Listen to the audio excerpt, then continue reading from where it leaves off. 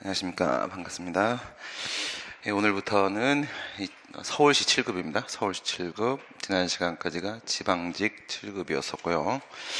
1번부터 보겠습니다. 다음 사례에서 법원이 피고행정청의 처분이 재량을 남용하였다고 판단하면서 인용한 행정법의 1번 원칙입니다. 행정법의 1번 원칙. 재량의 남용이라고 정확하게 표현해 줬습니다. 재량의 남용. 재량의 남용은 내적 한계 일탈이라고 얘기하죠. 내적 한계 일탈.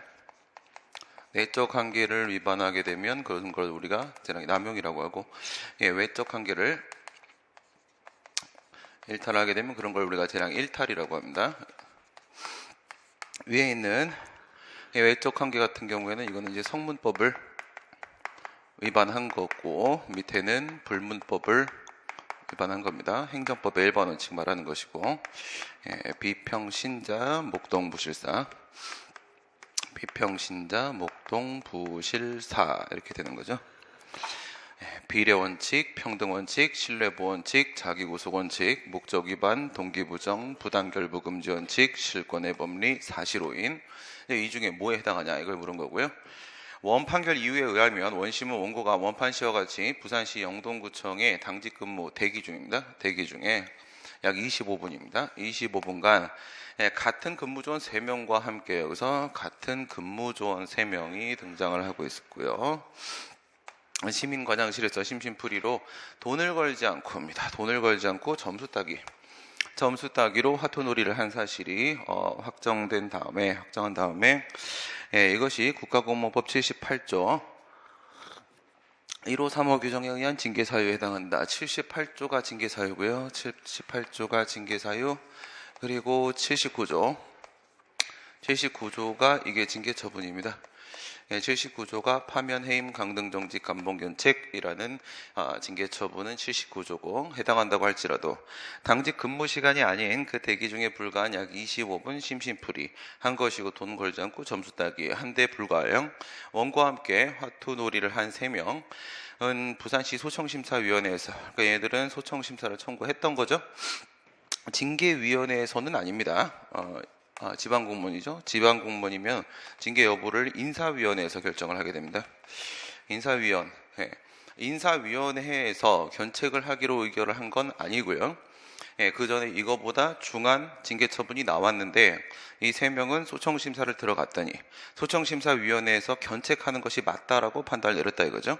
그러면 뭘 기준으로 보겠다는 거야? 견책 기준으로 보겠다 이거예요. 우선 소청심사위의 판단이 맞다는 전제를 깔고 견책이다. 재반 사정을 고려하면 피고가 원고에 대한 징계처분으로 파면했습니다. 원고한테 파면을 택한 것은 재량의 범위를 벗어난 위법한 것이다, 재량의 남용이다 라고 봤는데, 그럼 먼저 대기 중에 25분간 점수 따기를 했을 뿐인 것이다. 이 부분에서 걸리는 것은요, 비례원칙이죠. 너무 과도했다.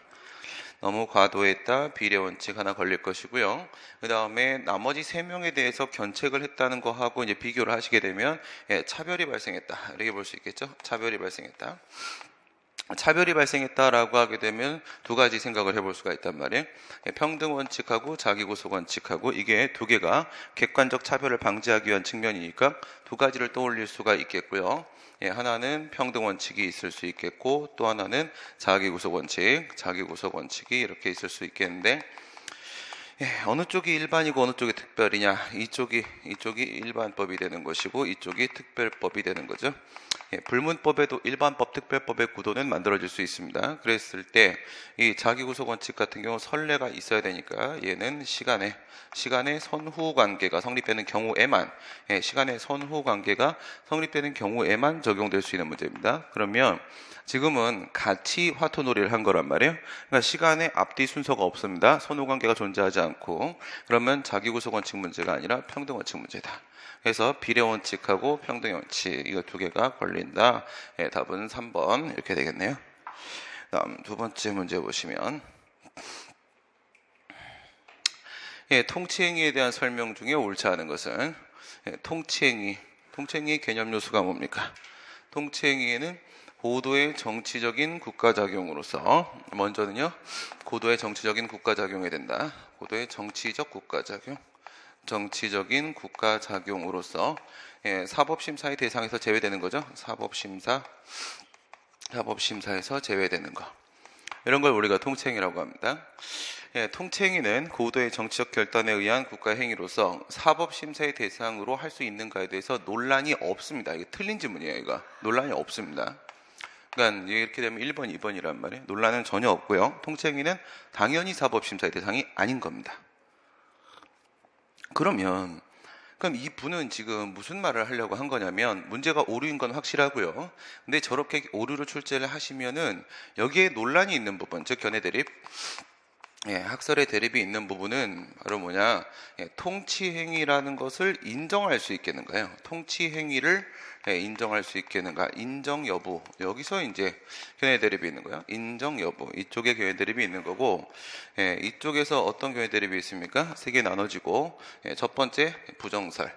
통치행위라는 것은 존재할 수 없다. 이런 입장이 있을 수 있겠고, 제한적 긍정설. 제한적 긍정설은 뭐냐면 헌법상 한계설이라고도 합니다. 헌법에서 사법심사 대상이 아니라고 하면 그러면 통치행위인 거고, 헌법에서 그렇게 규정하고 있지 않으면 통치행위가 아닌 거고, 이렇게 해서 원칙적으로는 부정이 되는 것이지만 헌법에서 통치행위로 인정을 하면, 법원의 판단 대상에서 제외를 시키면 그러면 통치행위가 될 수 있다. 그 다음에 이제 긍정설이 있는 겁니다. 이렇게 긍정설이 있는 거고, 여기에 이제 다시 학설이 또 대립이 되죠. 대립이 되면서 내재적 한계설, 권력분립설이라고도 하는데 이게 대법원 입장이죠. 이게 대법원 입장이 되는 거고, 그 다음에 사법자재설이 있습니다. 사법자재설, 이게 헌법재판소입니다. 이게 헌재 입장이 되는 것이고, 뭐 이런 거 말고도 재량행위설이라거나 아니면 독자성설 이런 것들이 있는데, 밑에 있는 두 개는 큰 의미가 없습니다. 뭐 저는 개인적으로 제한적 긍정설 입장이 맞다고 생각하는데요. 판례 입장은 이거 두 개가 되고 있는 것이고요. 내재적 한계설, 사법자재설 이렇게 두 개가 됩니다. 그러니까 통치행위라는 것을 인정할 수 있겠는가, 사법심사의 대상에서 제외되는 행위가 과연 존재할 수 있겠는가, 이 문제가 견해 대립이 있는 것이고요. 통치행위가 사법심사의 대상이 될 수 있겠는가 부분에 대해서는 견해 대립이 전혀 없습니다. 우선 이제 틀렸다라고 생각하고 더 풀다가 이제 완전히 틀린 게 나오면 그걸로 처리하시면 되겠죠. 통치행위 주체는 통상 정부가 거론되나 국회와 사법부에 의한 통치행위를 인정하는 것도 일반적이다. 사실 일반적이다. 그러면 여기서 세 개가 등장했어요. 정부, 행정부 얘기하고 있는 거, 입법부, 국회, 사법부 세 개 모두 다 통치행위라는 것을 할 수가 있겠다. 이렇게 지금 얘기를 한 것인데요. 일반적으로 정부다 이렇게 말하면 이거는 이제 대통령 얘기하는 거죠. 대통령. 우리가 일반적으로 통치행위라고 하게 되면요, 국가 원수의 지위에서 대통령이 행위할 때, 그리고 국회의 행위 두 가지 얘기하는 거잖아요. 그렇죠? 두 가지 얘기하는 것이고 이쪽이 아닌 겁니다. 사법부 같은 경우에는 통치행위다 아니다라는 판단 내릴 수 있어요, 없어요? 법원은 이것이 통치행위다 아니다까지는 판단 내릴 수가 있습니다. 있고 통치행위다라고 판단이 들면 더 이상의 사법심사를 하지 못하는 겁니다. 통치행위다 아니다까지는 법원이 판단 내릴 수 있어요.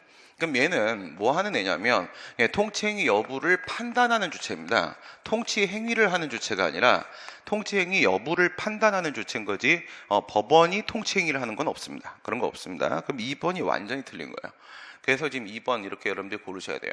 이렇게 문제에 오류가 포함되면 절대적으로 틀린 거를 찾으시라고 했습니다.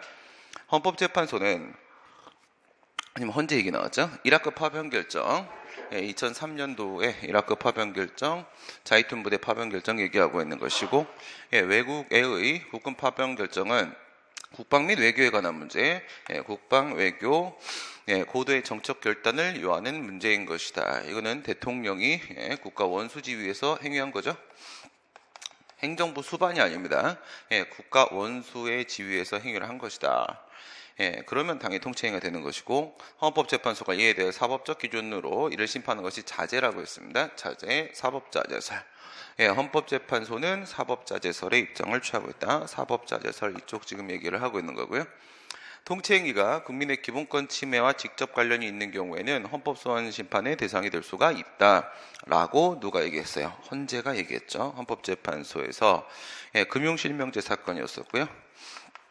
금융실명제 사건 1993년도 긴급재정경제명령, 즉 대통령령으로 나왔던 거죠. 헌법 제76조에 있는 긴급재정경제명령으로 김영삼 전 대통령이었습니다.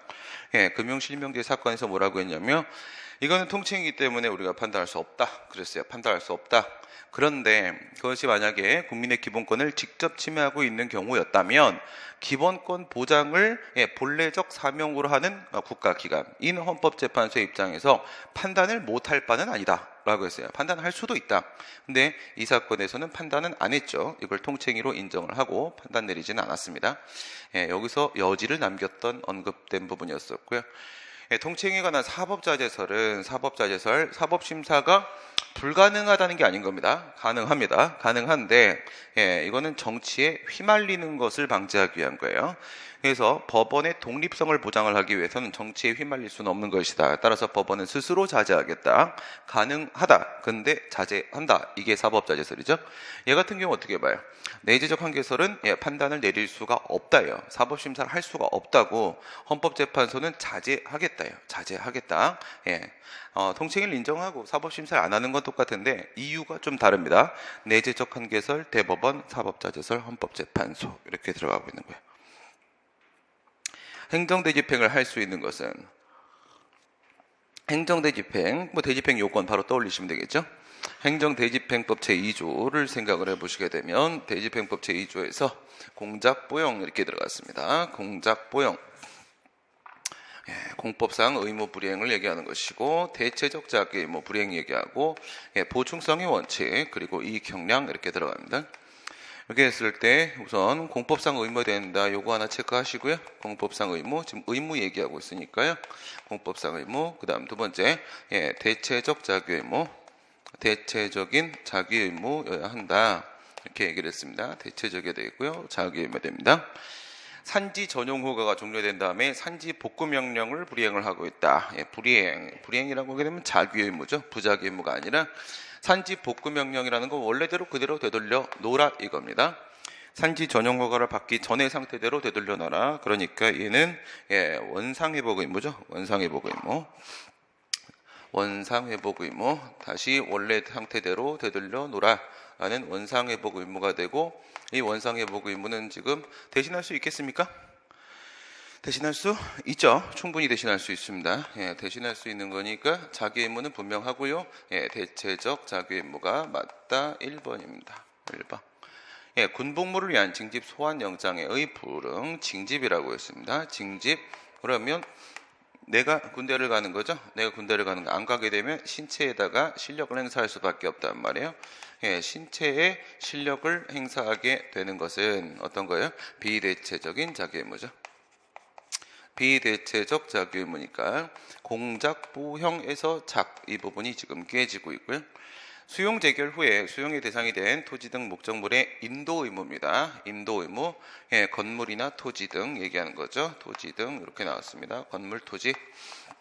건물, 토지의 인도 명도 의무는 대표적인 비대체적 자기 의무가 되는 것이고요. 도급계약에 의한 공공시설 및 공사의 불완전한 이행. 공사는 대신해 줄 수 있어요. 공사 대신해 줄 수 있습니다. 그래서 공공시설물의 공사라고 했으니까 공사를 해야 될 의무죠. 공사 의무는 대체적 자기 의무가 맞습니다. 대체적 자기 의무가 맞습니다. 그렇다면 4번은 왜 안 되는 거예요? 4번은 도급계약이니까. 도급계약이니까. 여기서 깨진 겁니다. 도급계약이니까 이거는 사법상 계약이다. 요게 깨진 겁니다. 사법계약. 사법상 계약, 대체적 자기 의무가 아니라는 게 아닙니다. 대체적 자기 의무는 맞는데 얘는 공법상 의무 요게 깨진 겁니다. 요게 깨져서 사법상 계약이니까 사법상 의무여서 안 된다. 그 다음에 영업정지 기간 중에 영업을 계속했다. 여기서의 의무 내용은 뭡니까? 여기 영업정지라고 했죠. 기간 중에 영업을 해서는 아니 되는 비대체적인 부작위 의무입니다. 비대체적 부작위 의무가 되고 있으니까 여기도 대체적 자기 의무가 인정이 안 되는 겁니다. 그래서 결론은 1번이 맞다 이렇게 되겠네요. 다음 문제를 보시면 행정절차에 대한 설명으로 옳은 것을 행정절차법에는 행정지도와 행정계약에 관한 명문의 규정을 두고 있다. 행정절차법에 들어있는 내용은 5개죠. 내용물이 신입 처지에 이렇게 들어가는 거죠. 신입생 처지에 예, 나는 신입생 처지다 이겁니다. 나는 신입생 처지다.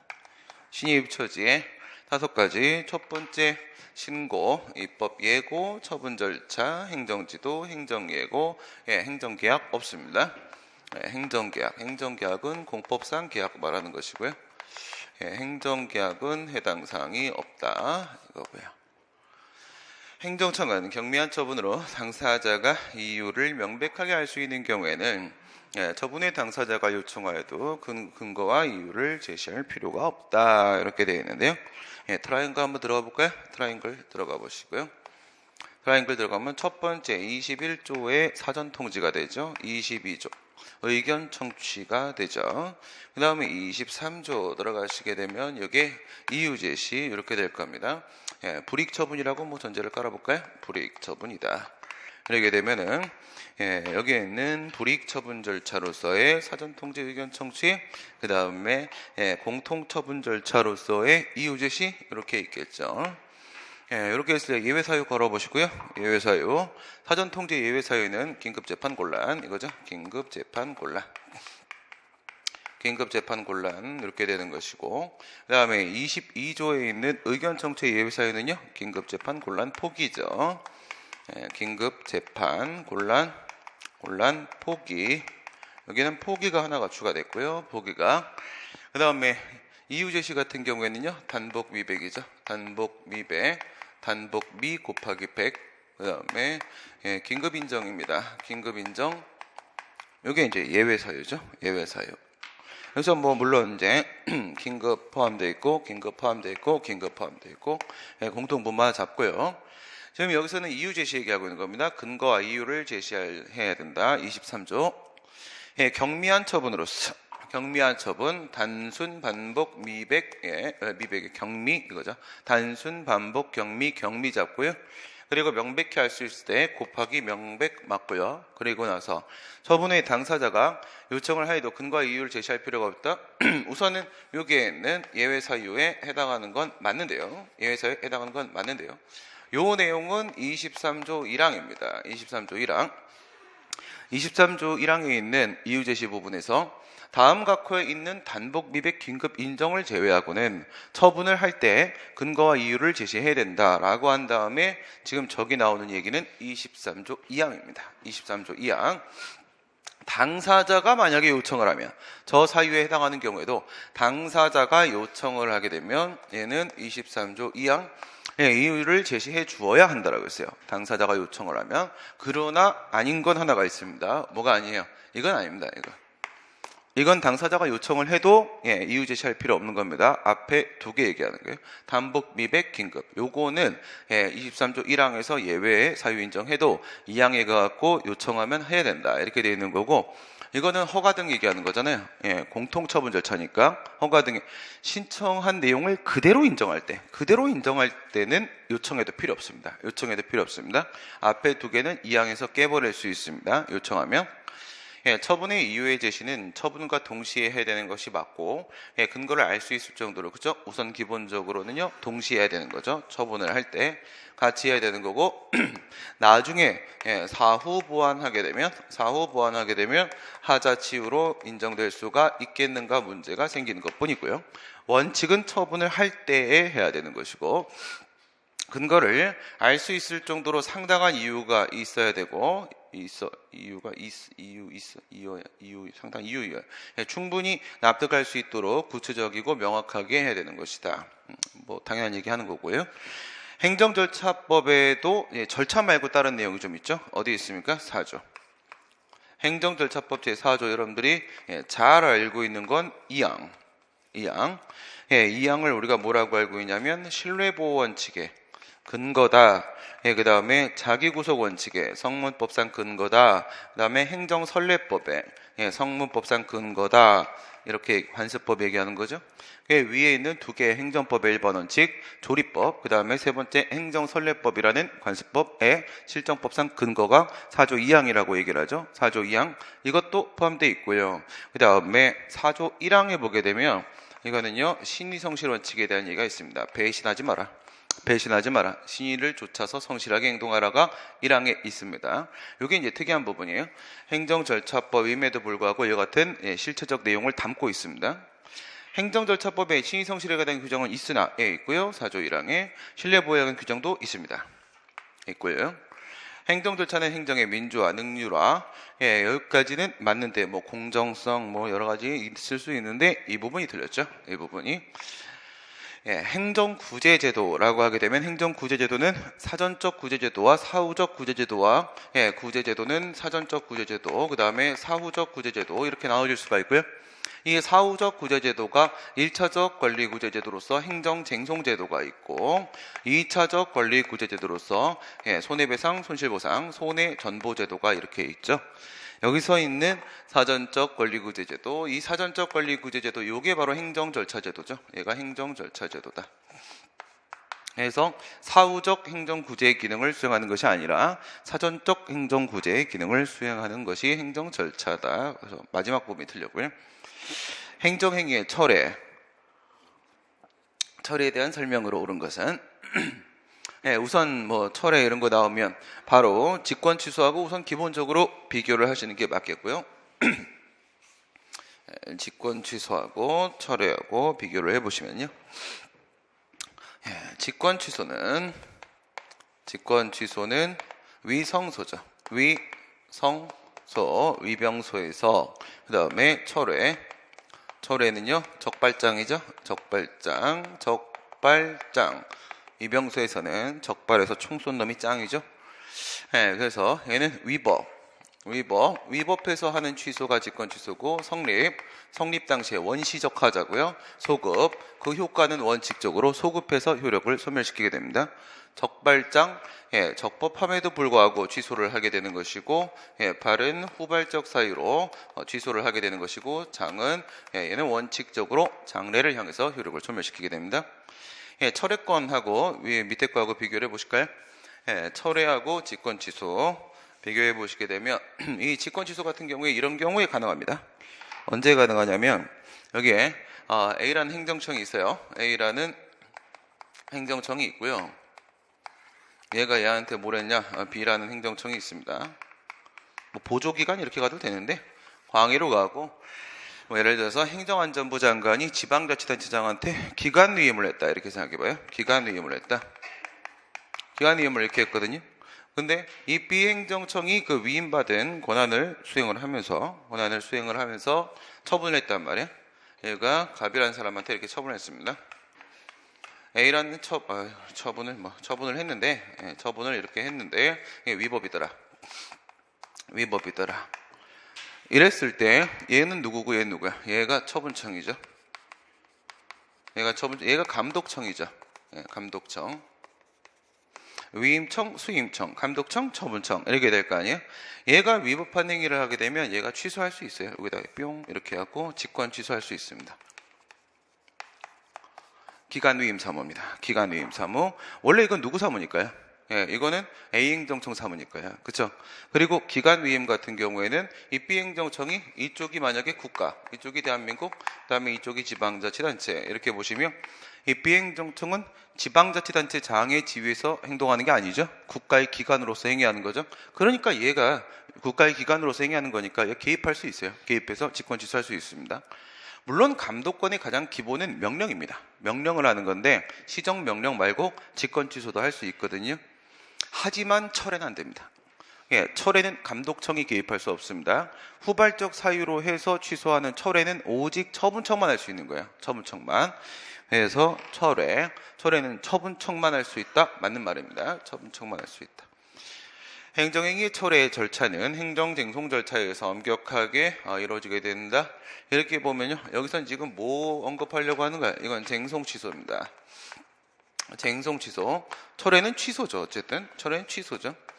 쟁송취소로 들어가서 취소재결이라거나 취소판결이라거나 이러한 쟁송취소 같은 경우에는 행정심판법과 행정소송법이 있기 때문에 그에 따른 엄격한 절차에 따라서 이루어지는 거죠. 심판 절차, 소송 절차 얘기하는 거고요.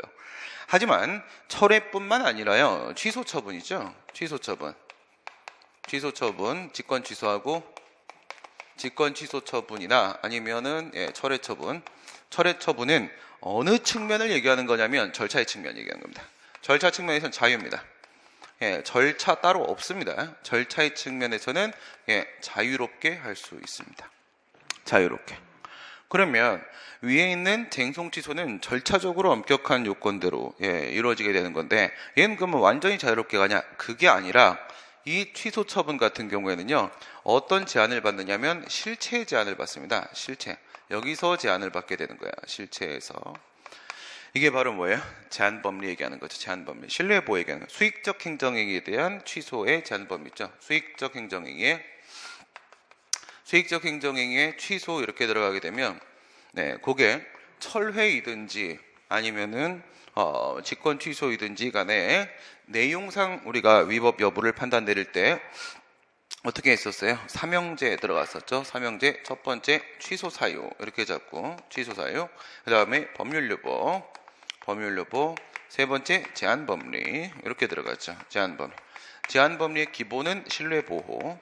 신뢰 보호가 되는 것이고 이게 시간이 좀 많이 지나면 실권의 법리, 실권 법리 이렇게 되고 그다음에 보충적으로 비례 원칙 이렇게 되죠. 비례 원칙 이렇게 됩니다.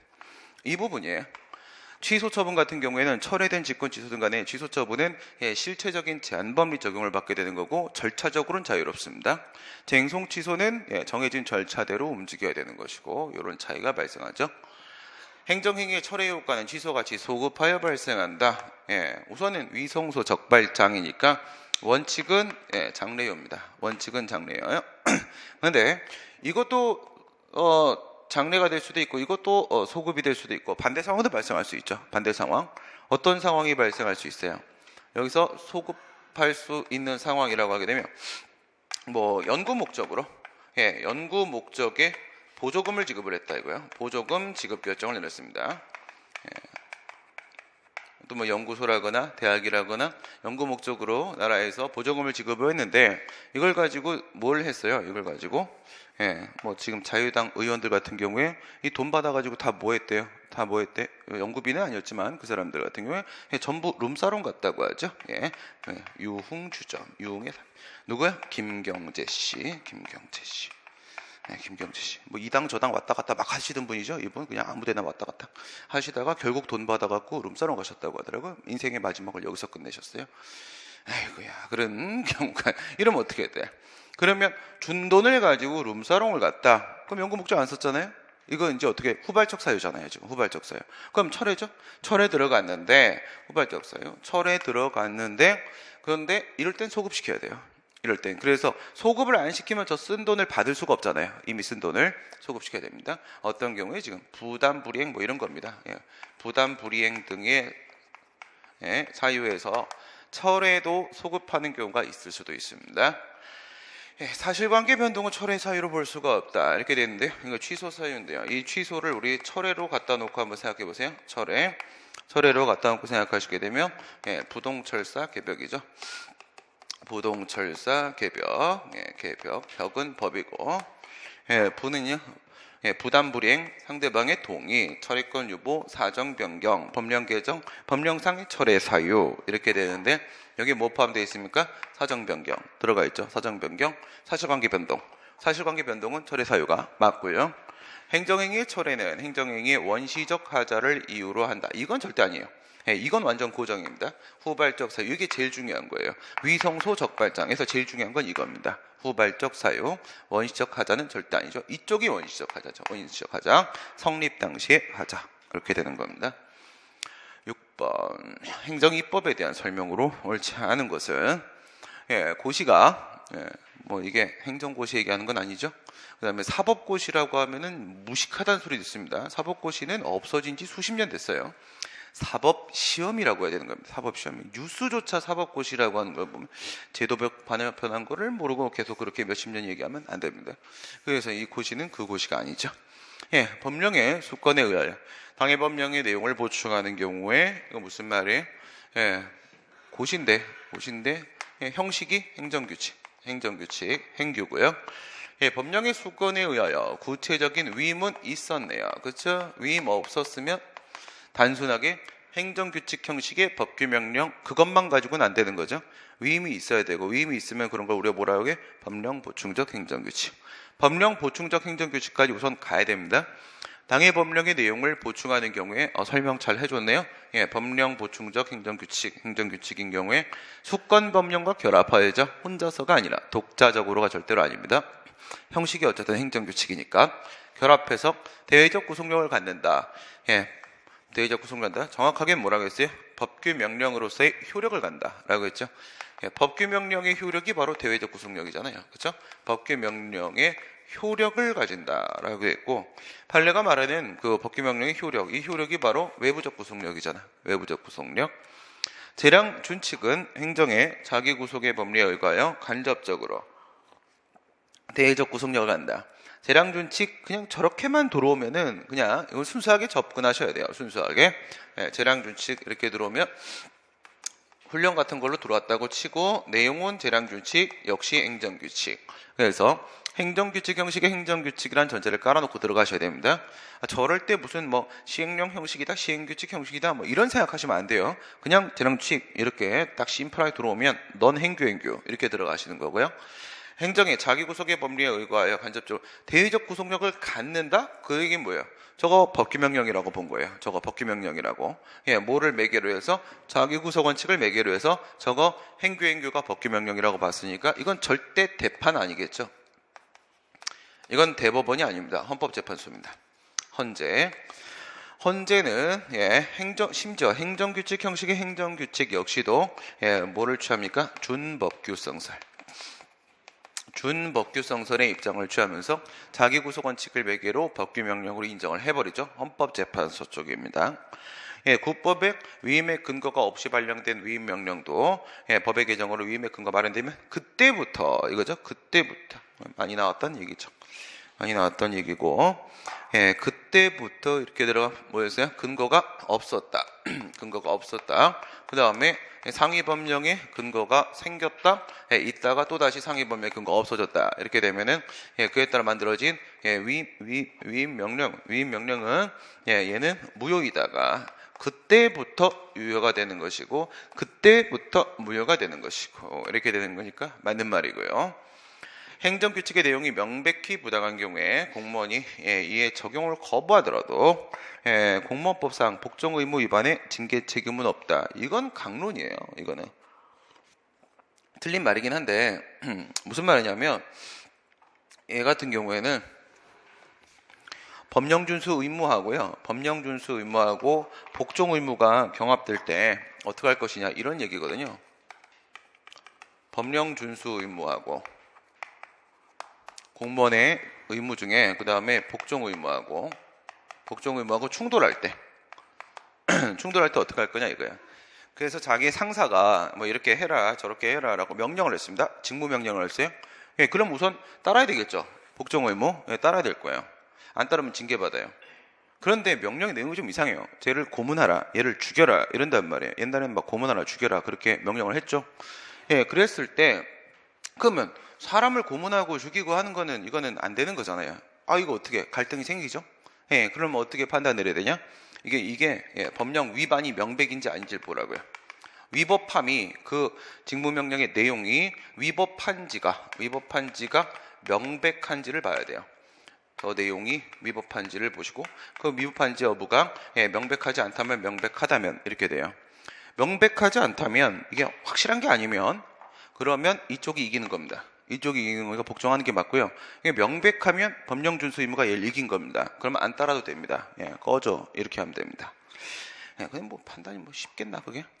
근데 지금 여기서 무슨 얘기를 저 맥락에서 들어오는 건데 저 맥락에서 들어오는 게 지금 이게 위법이 아니라 부당 이렇게 돼서 문제인 거예요. 이게 아니라 위법이죠, 위법. 행정규칙이라고 하더라도 말이에요. 행정규칙이라고 하더라도 외부적 구속력은 없어도 뭐는 있습니까? 내부적 구속력은 있죠. 내부 구속력은 있습니다. 내부적 구속력은 있고 공무원은 이를 따르지 아니할 수 없습니다. 저거랑 똑같은 거야. 직무명령. 행정규칙은 직무명령입니다. 행정규칙은 직무명령이에요. 무슨 얘기인지 이해가 되세요? 저 훈령이잖아요. 훈령하고 직무명령. 상급기관이 하급기관한테 하는 그 훈령 있죠. 훈령하고요. 그 다음에 상사가 부하한테 하는 직무명령 둘의 관계를 비교해 보게 되면요. 훈령은 무조건 직무명령이고요. 직무명령이라고 반드시 훈령인 건 아니거든요. 저 행정규칙은 지금 훈령이거든요. 훈령이니까 이건 직무명령이에요. 직무명령이니까 복종 의무 문제 생겼어요. 이게 명백한지 여부를 봐야 돼요. 뭐가 명백한지를 봐야 돼요. 위법이죠. 위법이. 이에 적용을 거부했다. 그 직무명령을 따르지 않는다. 불이행한다. 이렇게 되는 거거든요.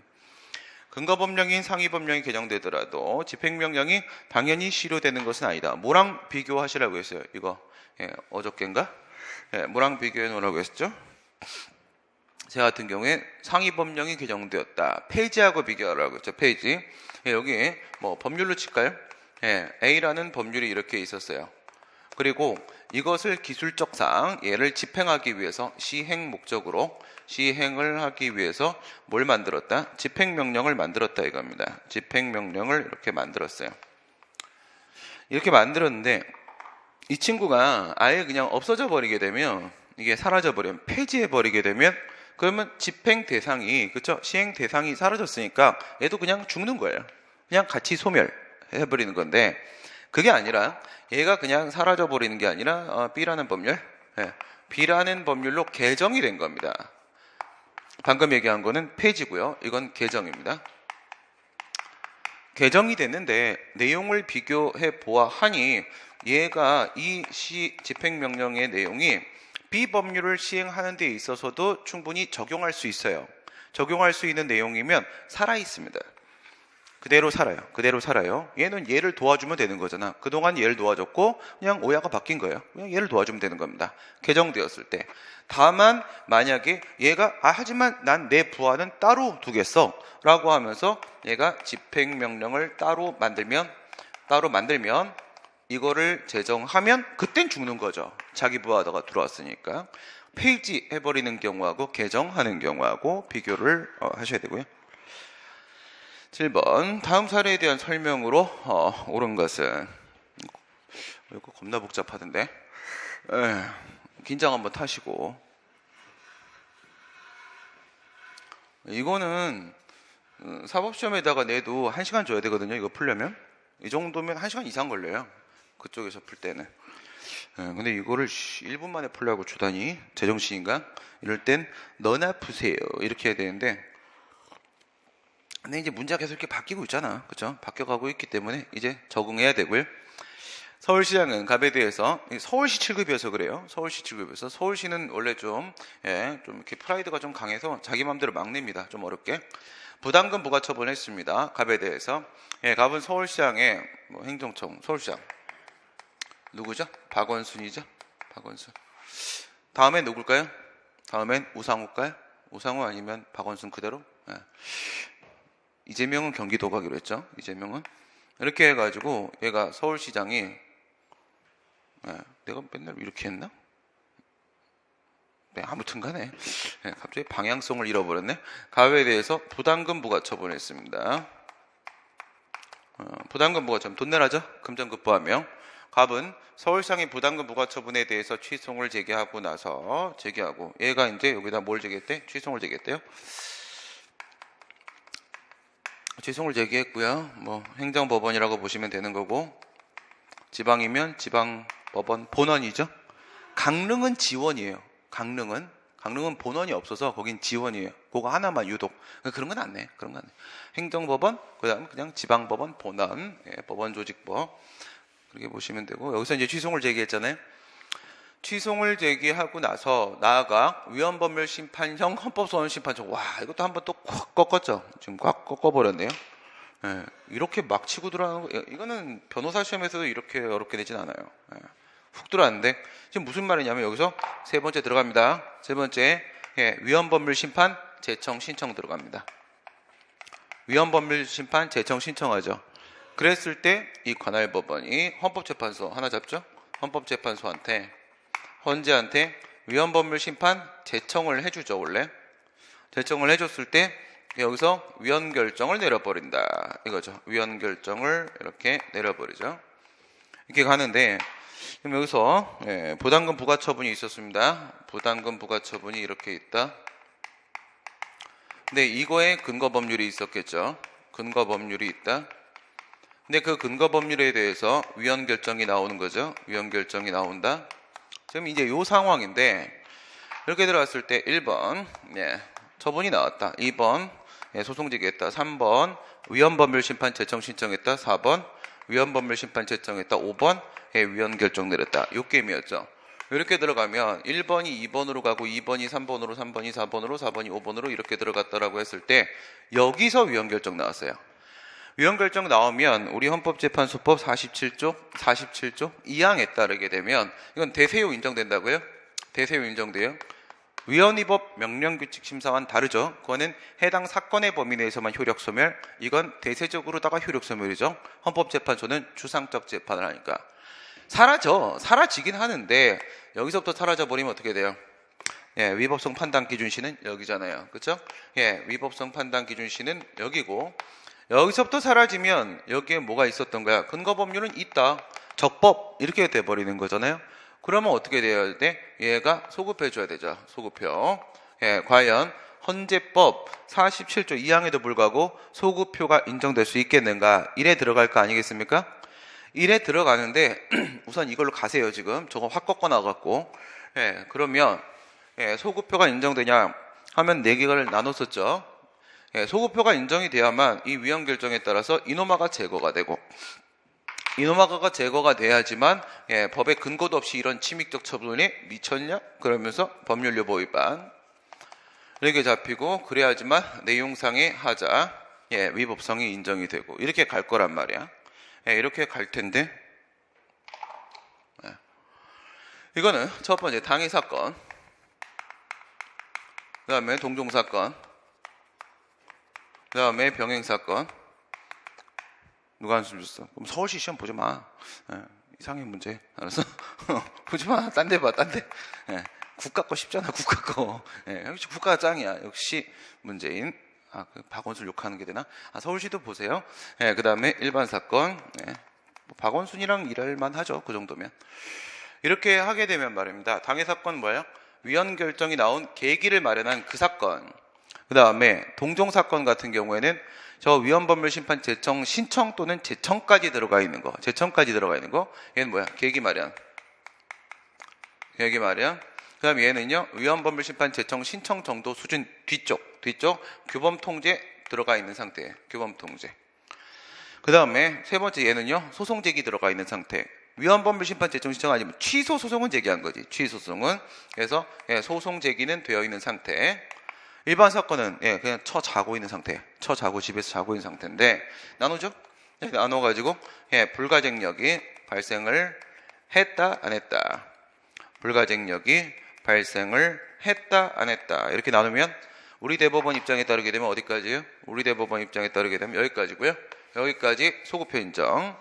그 다음에 헌법재판소 헌재 입장에 따르게 되면 어디까지요? 전부 다 소급표 인정해서 저 부담금 부과처분은 위법 인정해버리죠. 이렇게 가는 거죠. 대법원, 헌법재판소. 그런데 말입니다. 여기서 이제 문제가 되는 게 얘가 이걸 안 잡아준 거예요. 제청 신청을 했는데 이거를 제청을 안 해줬어요. 안 해주고 이걸 기각시켜버린 겁니다. 그러면 이게 못 들어가잖아. 위헌법률 심판이. 여기 못 들어가는 거예요. 못 들어. 그렇게 되면 말입니다. 그렇게 되면 헌법재판소법 68조 1항, 2항 이렇게 있단 말이에요. 1항 가게 되면 1항은 우리가 권리구제형 헌법소원이라고 합니다. 권리구제형 헌법소원. 얘를 우리가 위헌심사형 헌법소원이라고 하거든요. 헌법소원 심판입니다. 헌법소원 심판. 이렇게 했을 때 우리가 일반적으로 얘기하는 국가의 공권력 행사 불행사에 대한 문제, 국민의 기본권 침해 직접성과 보충성의 원칙, 이건 이쪽이에요. 이건 뭐 하는 거냐면 지금 이거 대비용입니다. 위헌법률 심판 제청 신청을 했는데 법원이 안 받아주고 그냥 툭 쳐버렸을 때 그게 왜 위헌이야 임마 하고 그냥 안 받아주고 안 올려줄 때 그때 사용하는 게 위헌심사형 헌법소원 심판입니다. 위헌법률 심판은 절대 국민이 직접 제청할 수가 없어요. 이건 법원이 해줘야 되는 거야. 근데 여기서 문제가 생길 수 있는 불합리한 결과가 나올 수가 있기 때문에 그럴 때 국민은 직접 할 수 있는 건 이겁니다. 직접 할 수 있는 거. 위헌법률 심판의 대용입니다. 대체제. 요거 얘기를 한 거예요. 그래서 위헌법률 심판형 헌법소원 이런 말을 한 거예요. 이거 완전히 다 꺾어놨어요. 지금 헌법재판소는 서울시장에 부담금 부과처분의 근거 법률을 위헌을 결정 내렸다. 이제부터 똑같이 가시면 돼. 똑같이 위헌 법률 심판과 똑같은 겁니다. 을은 갑과 같은 이유로 서울시장으로부터 부담금을 받았지만 을입니다.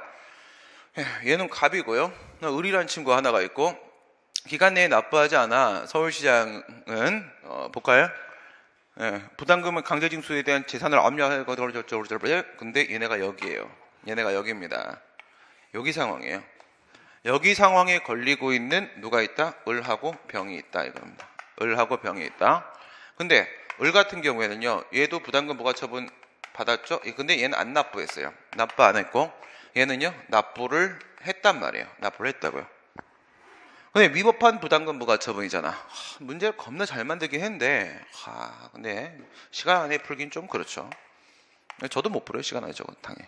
납부를 했다. 생각을 해봐야 될 게 너무 많잖아. 납부를 안 했다. 이렇게 들어가면 이건 뭐 들어가요? 강제징수 들어가는 거예요. 강제징수. 그죠? 납부를 했다. 그러면 돌려받아야 되는 거니까 이거는 부당이득 반환 청구. 이건 부당이득 문제 생기는 거야. 이렇게 간다면. 왜 욕을 해? 이 사람 찾아줘 내가? 누가 내는지? 못 찾아. 어떤 교수가 내고 도망갔는지 내가 어떻게 알아. 그래가지고 을에 대한 강제징수에 필요한 재산을 압류했다. 체납처분 절차 들어간 거죠. 독촉 압류, 공매청산의 압류, 위쪽에 을 강제징수 들어가고 있고 병은 갑과 같은 이유로 부담금 부과처분을 받았으나 이를 다투지 않고 뭐예요? 을 다퉜습니까? 납부하지 않고 안 다퉜어요. 그 다음에 병도 안 다퉜어요. 다투지 않고 서울시에 부담금을 이미 납부해버렸다.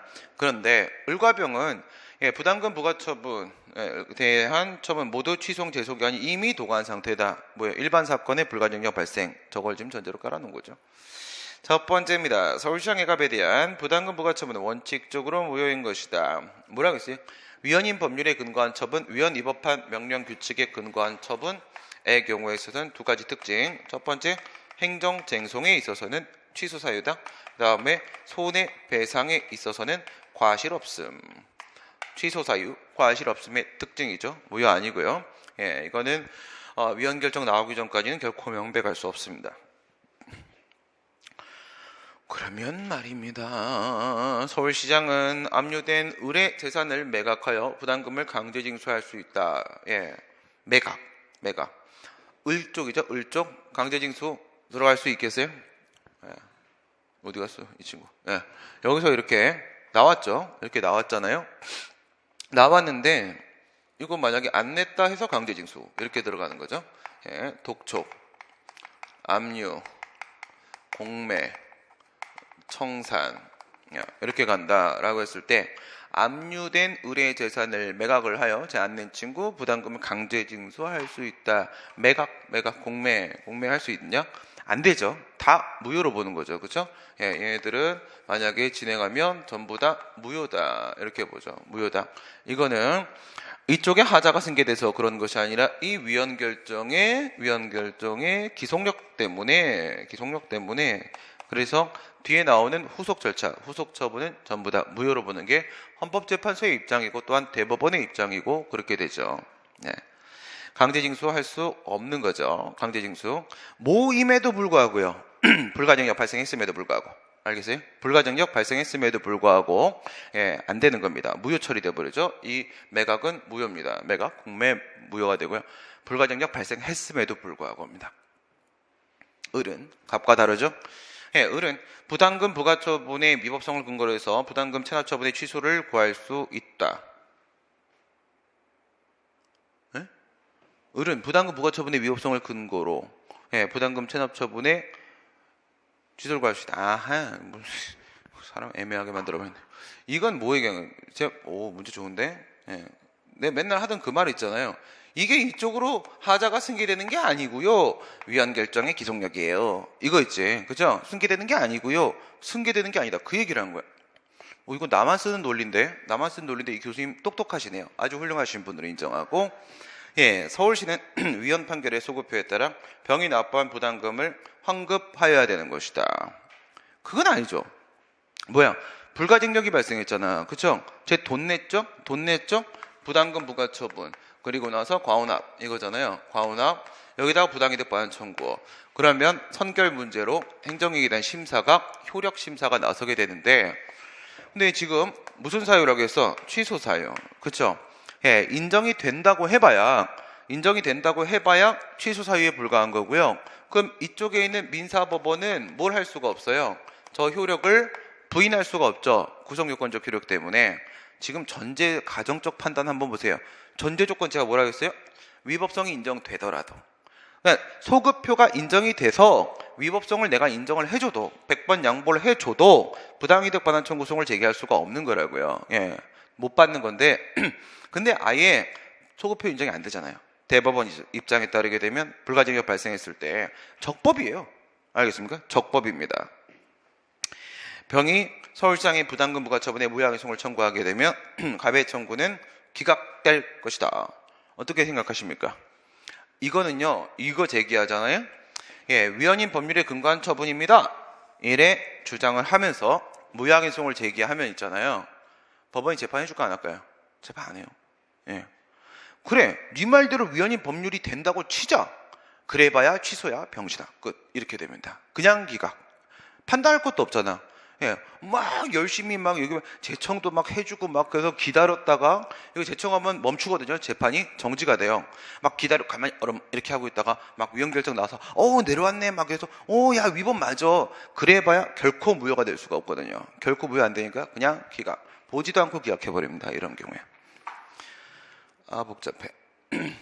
이제 뒤에 거 겁나 간단해요. 취소의 진행 중에 직권 취소할 수 없다. 그냥 이거는 보는 순간 못 떠올라요. 행정소송법 32조 떠오르잖아요. 32조. 보는 순간 32 바로 떠오르지. 32. 32에 뭐라고 돼 있냐?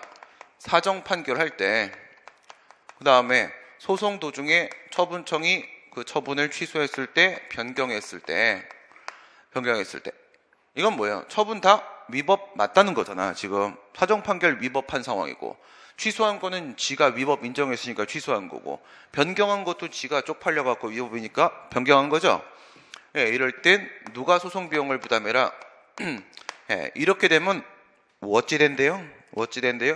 사정 판결 나오면 얘는 기각이죠. 그 다음에 취소하게 되면 각각 판결 나오거든요. 변경하게 되면 기각 판결이 나오거나 각각 판결이 나오거나 이래요. 전부 다 인용이 아니잖아요.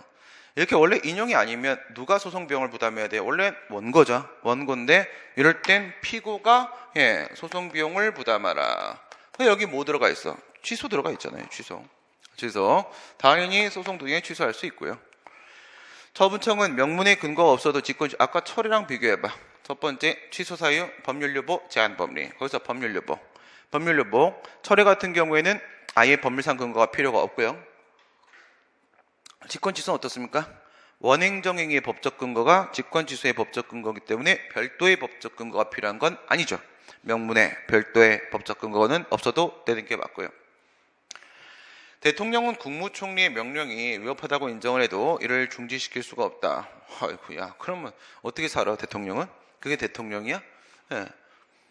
그건 대통령이 소통령이라고 하죠. 그런 걸 소통령. 그게 아니고요. 이건 뭐냐면 여기 만약에 국가기관이 이렇게 있어요. 그 다음에 여기 지방자치단체장, 지자체장 이렇게 있으면 얘가 얘한테 감독권 행사하는 거는 이건 지방자치법 169조에 있고요. 169조에 지자법, 지방자치법 169 이건 강론이에요. 강론. 지자체장한테 감독권 행사하는 것은 시정명령을 하고 뭐 명령이나 처분에 대해서 말 안 들으면 또 중지 취소하고 이거는 지방자치법 169조에 있고요. 근데 대통령이 같은 국가기관 국무총리를 감독권 행사하는 부분은 저거는 당연히 정부조직법에 있겠지. 그렇죠? 예. 이거는 정부조직법에 있어요. 정부조직법에 있고요. 정부조직법에 이게 11조 2항인가? 여기 있을 거예요. 11조 2항인가. 예, 대통령 당연히 국무총리 행동에 대해서 명령뿐만 아니라 국무총리의 처분도 마찬가지예요. 명령 처분에 대해서 위법하거나 또 부당해도 마찬가지야. 같은 행정부 소속이니까 부당한다고 중지뿐만 아니라 취소도 할 수 있어. 취소도. 네. 그러니까 국무총리 얘뿐만 아니라 각 부장관, 명령뿐만 아니라 걔가 하는 행정처분, 위법뿐만 아니라 단순히 부당만 해도 중지뿐만 아니라 그냥 냅다 취소도 할 수 있어요. 대통령인데 뭐가 겁나, 그렇죠? 네, 영원히 대통령을 하시라. 네. 위법한 침입적 행정행위에 대해서 행정청이 이를 직권 취소할 수 없다. 이건 뭘 말하려고 하는 거지? 이거 얘기하려고. 아까 이거 수익적 행정행위에 대한 취소. 수익적 행정에 대한 취소하게 되면 첫 번째 뭐라고요? 취소 사유, 법률 여부, 제한 범위. 그 제한 범위 생각하시면 돼요. 제한 범위. 예, 이럴 때 신뢰 보호 원칙 등의 제한 범위에 적용을 받잖아요. 예, 이거에 제한받는다. 아까 절차의 제한은 안 받지만 실체의 제한을 받는다고 했죠. 제한 범위. 그런데 이건 뭡니까? 이거는 침입적 행정이. 여기 뭐야? 수익적 행정. 수익적 행정. 침입적 행정을 취소하면 취소는 수익적이잖아. 그 뭐가 문제가 돼? 침입을 취소하면 수익인데 뭔 놈의 문제가 생기겠습니까? 판례는 당사자가 부당한 방법에 의해서 수익적 행정을 발급받은 경우에도 그 신뢰는 보호돼야 된다고 본다. 이건 부당한 방법으로 수익적 행정, 바로 보면서 뭐 떠올리면 돼요? 바로 뭐 떠올리네. 형의 이름으로 운전면허 취득한 사건 생각하시면 되죠. 그러니까 국가를 상대로 해서 적극적으로 국가기관 농간한 거예요. 그죠? 예, 지방경찰청장을 아예 농락한 겁니다. 그러면 뭐가 인정되죠? 귀책 사유가 인정되죠. 귀책 사유가 인정되면 보호 가치가 없죠. 보호 가치가 없으면 신뢰는 보호가 안 되죠. 신뢰는 보호가 안 됩니다. 9번 행정행위 보관에 관한 설명으로 옳지 않은 것은, 옳지 않은 말은 하지를 말고, 그죠? 쓸데없는 소리 왜 자꾸 해? 행정청은 법적 근거가 있는 경우에 한해서 재량행위의 부관을 붙일 수 있는 건 아니야? 그렇죠. 재량행위라고 하게 되면 할 수도 있고 안 할 수도 있고 부관 붙여 할 수도 있고, 부관을 붙인다는 것은 재량권 행사를 한다라는 내용의 일환이죠. 당연히 재량행위는 가능하죠. 판례도 그렇게 보고 있죠. 이건 뭐예요? 부관 부과의 가능성 부분입니다. 행정청은 철회권이 유보되어 있는 경우에도 행정행위의 철회에 관한 일반 원칙을 또 나오니 이건, 그죠? 철회권 유보. 예, 아까 그 철회로 연결시키세요. 철회로. 아까 수익적 행정에 대한 철회 그 생각을 해보세요. 했을 때 거기서 제한범위 논이 나왔었죠. 그죠? 수익적 행정에 대한 철회하게 되면 실권의 법리, 신뢰보 원칙, 비례 원칙이라는 제한범위 논의가 나왔죠. 여기서 조심해야 될 건 뭐냐면 철회권 유보가 붙어있고 처분에 철회권 유보 사유가 발생했다고 해서 반드시 철회해야 되는 것은 아니다. 이거예요. 반드시 철회해야 되는 것은 아니고 철회를 할 것인지 말 것인지는 여전히 행정청의 재량입니다. 철회는 재량이에요. 유보 사유가 발생해도 여전히 재량이고, 재량이니까 여기에도 철회 제한범리, 일반 원칙, 제한범리 그대로 적용됩니다. 그대로 똑같다. 철회권 유보 있어도. 아니 이거 당연한 거잖아. 아까 취소 사유, 법률 유보, 제한범리, 제한범리 이렇게 해놓고 나서 여기 철회 사유에 부동철사 개벽에 철 들어가 있잖아. 그죠? 철 잡고 이렇게 내린 거잖아. 철 잡고 제한범리. 무슨 문제가 있어요? 철회권 유보 있다고 하더라도 반드시 철회되는 것은 아니다. 행정청은 부담의 불이행을 이유로 철회할 수 있다. 부동철사 개벽의 부담 불이행. 행정청은 부관의 부종성에 의해서 행정행위 발급 이후에 사후적으로 부관을 붙이거나 부관의 내용을 변경할 수 없다. 이거는 어저께 지방직구 7급이었군요. 그 했던 것 중에 뭐예요? 부관의 한계에서 항목간 영내법에서 간이죠.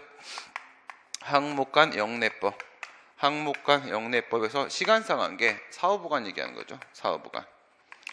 사후부관 원칙적으로 안 되는 건데 부관의 부종성 때문에 부관은 처분을 할 때 같이 붙여야 되는 건데 예외 사유가 뭐뭐 있습니까? 명보가 얼어 죽었다 이거죠. 명보가 동사했다. 명보동사 이겁니다. 명보동사. 제가 원래 보자 돌림이라고 했죠. 그래서 동생들이 다 보여요. 명보가 죽었어요. 이런 동생은 없어요. 근데 친구예요. 신명보라는 애 있어요. 명보, 그냥 죽으면 안 되겠네. 걔는 지금 고위 공무원입니다. 안 죽었어요. 살아 있습니다. 명보가 동생. 이게 뭐야? 명문의 근거가 있어야 된다. 명문의 근거 있으면 사후보관 붙일 수 있고요. 보는요, 사후보관 유보가 돼 있다. 동은요, 상대방이 동의했다. 사는요, 사정 변경. 이게 판례가 추가한 거죠. 판례가 추가. 여기까지가 제한적 긍정설이었었고 이게 판례가 추가한 거고, 사정 변경 때문에 철회를 하느니 부관을 사후적으로 하나 더 붙이는 게 덜 침입적이다. 이것입니다. 그 다음에요. 5번. 판례에 의하게 되면 일부 취소는 안 되고 기타 부관, 부담 외 부관은 위법한 경우에 전부를 취소해야 된다. 에라이 지겹다. 일부 취소 소송, 전체 취소 소송, 전체 취소 소송, 거부 처분 취소 소송, 의무 이행 소송 이렇게 갔죠. 그 다음에 여기서 부담이 있고 기타 부관 이렇게 하게 되면은 이거 되고 이거 안 되는 거고, 이거 안 되고 이거 되는 거고, 이거 되고 이거 되고 안 되고 안 되고 이거죠. 안 되고 안 되고 했을 때 기타 부관은 일부 취소가 인정되지 않고 기타 부관이 위법한 경우에는 전체 취소제에서 전부를 취소하는 게 맞다. 그 얘기고. 마지막 문제. 뭐야? 끝났네요. 이걸 풀 것도 없죠. 그죠? 비대체적 자기 의무나 부자기 의무의 이행을 강제하는 데 적합한 행정강제 수단은 이렇게 얘기했죠. 행정강제죠. 행정강제. 그러면 전통적 의무 이행 확보 수단, 실효성 확보 수단 두 개 나오죠? 행정강제, 행정강제, 그 다음에 행정벌. 다시 두 개 나누죠? 행정상 강제 집행, 이게 원칙이죠? 사전에 의무 부과하고, 행정상 즉시 강제, 예외죠? 사전에 의무 부과 안 하죠. 행정벌, 행정형벌, 행정형벌 있고요. 41조 형법, 그 다음에는 행정질서벌, 질서위반 행위규제법 이렇게 있죠. 강제집행, 대강이직, 행정대집행, 행정상 강제징수, 이행강제금, 대강이직, 직접강제 들어왔을 때 행정강제가 아니죠. 행정강제가 아니고요. 그 다음 징계벌, 이건 징계 책임이잖아요. 파면, 해임, 강등, 정직, 감봉, 견책 역시 행정강제가 아니고요. 행정강제 자체가 아니고 카테고리에 안 묶여요. 그러면 두 개 남았네. 두 개 남았는데 대강이직 들어가면 대는요, 아까 봤던 대로 대체적인 자기 의무죠. 얘는요, 강제징수는 금전급부 의무죠. 얘는요, 모든 의무, 얘는요, 모든 의무 이렇게 되죠. 그럼 결론 나왔네요. 비대체적 자기 의무와 부자기 의무라고 하게 되면 대집행 안 되는 거고, 이행강제건 모든 의무 콜 넘어가고 이렇게 끝나는 거죠. 오늘 여기까지 하도록 하겠습니다. 수고하셨습니다.